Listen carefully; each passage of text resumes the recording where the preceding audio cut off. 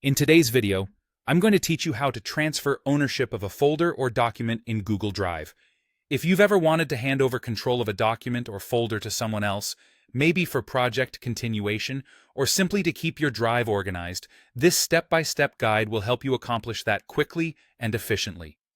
To start, open up your preferred web browser. In the search bar, type Google Drive and hit Enter. You're looking for the official Google Drive link, which usually appears as the first result.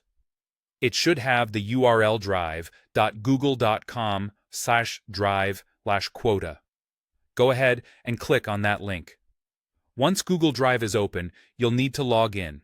Use your usual Google account credentials. Once you're in, you'll see your dashboard with all your files and folders.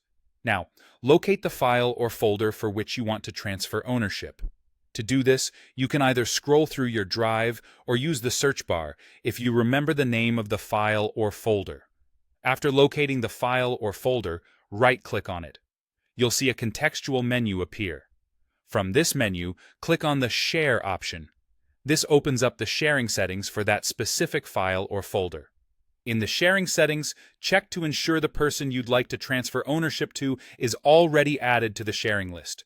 If they aren't, you'll need to add them by entering their email address and setting their permission level. It's essential that they're on the list before proceeding to the next step, as transfer of ownership can only occur between people who have access. Once the intended person is on the sharing list, locate their name. Next to it, you should see a tiny down arrow. Click this arrow to reveal more options. From the list, select Transfer Ownership.